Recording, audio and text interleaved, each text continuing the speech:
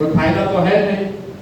अगर पैसा रुपया थोड़ा बहुत कमा लिए तो आप पहले ही डरते हैं कहीं नेताजी पहले आप जाएंगे चंदा उंदा मांग देगा तो किनारे ही रहो भाई लोग से। तो इतनी बड़ी संख्या में आप लोग यहाँ आए हैं, ये जन स्वराज की एक छोटी ही सही लेकिन सफलता की ही मांग कर मैं समझता हूँ। आप ये हिम्मत कर रहे हैं खड़े होकर पूछने का, अच्छा ये बताइए कि आप शिक्षा को कैसे सुधारिएगा। बात तो होनी चाहिए कि भ्रष्टाचार कैसे रोकिएगा, वरना जो सबसे बड़ा भ्रष्टाचारी है वो कहता है कि हम आएंगे भ्रष्टाचार सुधार देंगे और आप लोग उसको वोट भी देते हैं। लेकिन आपने जो इतनी दुर्दशा गिनाई, तो जब भी मैं प्रबुद्धों की बैठक में जाता हूँ और उसमें हम अपने आप को भी शामिल कर रहे हैं, तो एक कोट में प्लेटो का हमेशा कहता हूँ। ग्रीस में बहुत बड़े दार्शनिक थे प्लेटो। आज से सैकड़ों साल पहले आपके हमारे जैसे लोगों के लिए उन्होंने एक बहुत अच्छी बात लिखी। उन्होंने कहा, if you do not participate in democracy be ready to be ruled by your inferiors. मतलब अगर आप राजनीति में भागीदार नहीं बनिएगा तो इस बात को तय कर लीजिए कि कोई मूर्ख आदमी राजा बनकर आप पर शासन करेगा।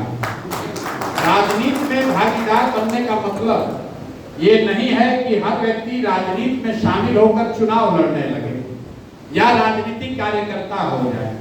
राजनीति में शामिल होने का मतलब ये है कि आपकी राजनीतिक सामाजिक जागरूकता इतनी जरूर होनी चाहिए कि आपको ये पता हो कि समाज में क्या अच्छा या क्या खराब हो रहा है, और अगर कुछ अच्छा हो रहा है तो जो भी क्षमता भगवान ने आपको दी है उसमें थोड़ा बहुत आप श्रद्धा जरूर लगाइए, विचार के स्तर पर या अपने श्रम के जरिए, समय के जरिए, साधन के जरिए। लेकिन यहाँ पर स्थिति क्या है, आप गया में रहते हैं, ज्यादातर लोग यहाँ ऐसे हैं जो इंटरनेट से जुड़े हुए हैं।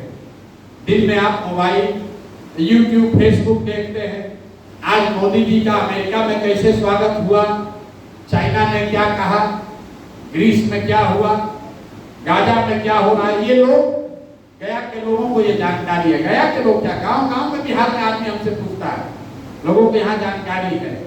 लेकिन 3 बरस से हम गला फाड़ फाड़ के गांव गांव में जाकर सिखा रहे हैं, बता रहे हैं कि कैसे भ्रष्टाचार खत्म होगा। वो आपने ना सुना, ना उसको सुनकर उस पर कोई चर्चा की।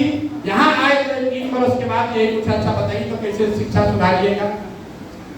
अरे भाई, अभी तक आपने एक भी ऐसा सवाल नहीं पूछा जो पिछले 3 बरस में गांव गांव जाकर मैंने उन सवालों का जवाब एक बार नहीं सैकड़ों बार वो जवाब दिया है। वो जवाब YouTube पर मौजूद है, आपने उसको देखा भी है। लेकिन आपकी राजनीतिक विचार शून्यता इतनी ज्यादा है कि आप सुनकर भी उसको अनसुना कर दिए।